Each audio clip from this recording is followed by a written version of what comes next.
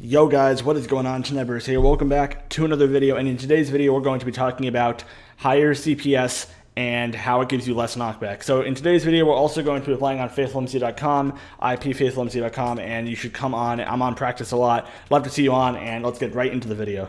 So a few days ago, I made a post on the Badline forums titled "Higher CPS decreases knockback plus increases hit registry," and I'm just going to briefly go in through this post, and I'm just going to read the first couple sentences. So over the years, many myths and rumors surrounding the question of if higher CPS / jitter clicking can actually make you better at the game. The classic claim "you don't need to click fast to be good" will be the initial assertion I will address, as it will most likely be one of the most prominent criticisms in the comments. And I basically go over that, like, being good is like subjective. I'm talking about like objective, like the way the game works, like mechanically how it works. And yeah, so let's get into this first part. So when you left click in Minecraft, you send a swing packet. However, if there's a 3-block array trace from the eye level that penetrates the opponent's hitbox, I think I've gone over this very in-depthly, so people should be very familiar with this, then you also send an attack packet. Now, when you send an attack packet, what immediately happens is your X and Z, or your horizontal velocity, gets multiplied by 0.6 by default. So what happens is every time you send an attack packet, your velocity automatically gets multiplied by 0.6. And this is X and Z velocity of any shape or form. So this is the velocity you're taking back from your opponent and the velocity you are dealing, or your velocity change when you're moving forward, hence why your sprint breaks more when you click faster.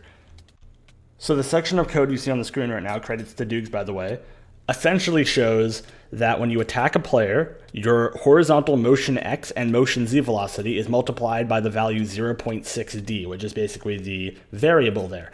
And it also says that set sprinting is set to false, hence why your sprint is breaking. And you also, by the way, if you didn't already know, if you're like, because when your sprinting is set to false, you actually deal less knockback. So not only is your opponent, if you're on a straight line lock, this is how straight line locks occur.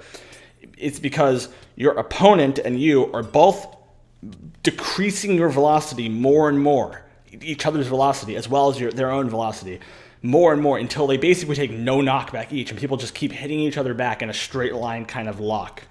So you might be asking now, how long does your horizontal velocity get multiplied for after you attack someone? And the answer is until you take knockback again. So not the first time. The first time is when it happens. The second time is when you stop taking the reduced knockback. And you take knockback in the next damage tick, then your horizontal velocity is normal. But if you attack someone again, then it goes back down to 0.6. So the faster you click, the more often you will actually attack someone in the prime time for the damage tick to occur. So the faster you click, the faster you send attack packets. The faster you send attack packets, the more your velocity is multiplied by 0.6. And if you don't know how that works, if you take 0.6 and multiply it by 0.6, you get 0.36. And then it goes on and on and on. It decreases farther and farther and farther down. And you basically go slower and slower, and you take less and less knockback. And it goes infinitely. So that's pretty much it, guys. Hope everyone enjoyed. And I'll see you all next time. Peace out.